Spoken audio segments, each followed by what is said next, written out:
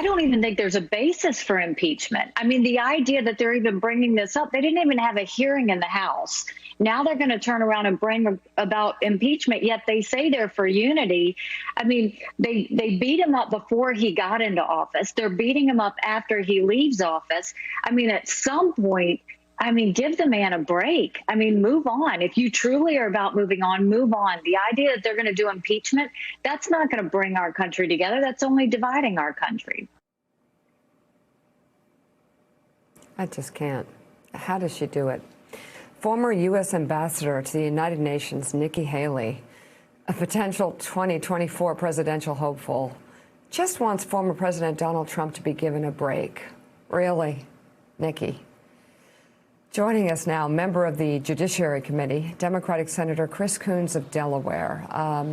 Senator Coons, should we give Donald Trump a break? He's been through a lot, says Nikki Haley. Well, Mika, that's just a remarkable statement by former Governor Haley of South Carolina.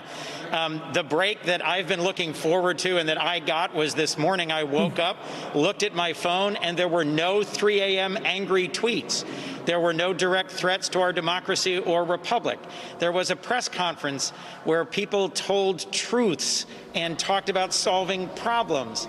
I almost don't know what to do with myself. I now have separate channels on TV for news, comedy, and horror, and I used to get all three of those out of the daily Twitter feed of President Trump. So, Senator Coons, let's talk about, because I think some people still need to be reminded, there's been this fog of disinformation in the last even 2 weeks about why you believe an impeachment trial is appropriate for this president, what you think he did to lead to this point, and why you think it's important to pursue the conviction of a man who's no longer in office.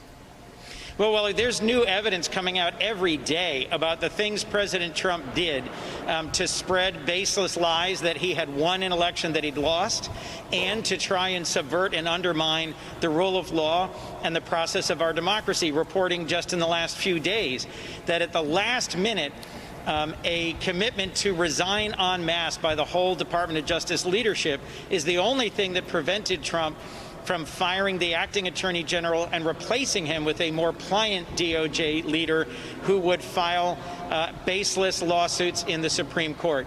But frankly, the only thing that I need to know is that in the midst of an assault on our Capitol, where thousands of armed and angry rioting supporters of President Trump were beating Capitol police officers, in one case bludgeoning a Capitol police officer to death, and breaking into the Capitol and threatening the Congress and trying to stop the certification of an electoral vote.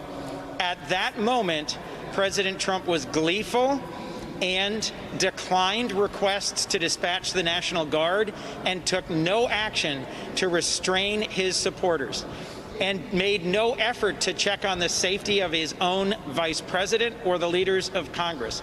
That alone, to me, is evidence enough to convict on the charge that was presented to the Senate yesterday.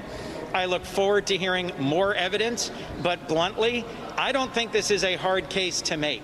That moment, which I can't believe any of my colleagues have forgotten, just a few weeks ago, struck me as overwhelming suggestion and evidence that we had a president not committed to the safety and security of Congress, the Capitol Police, and the democratic process. Is it important to you, Senator Coons, beyond a conviction for impeachment, as you just said, you believe is warranted, to prevent Donald Trump from holding federal office again? That's one of the concerns from a lot of people, as you know, inside that body, that he will come back, that he will run again in 2024. Do you think, based on what he did around the attack on the Capitol, around all these lies he told about what happened in the election, that he should not serve again?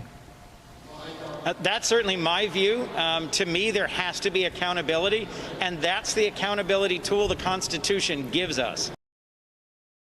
Hey, thanks so much for watching our YouTube channel. You can follow up on today's top stories and breaking news, or catch up on your favorite MSNBC shows all in one place. Download the NBC News app today.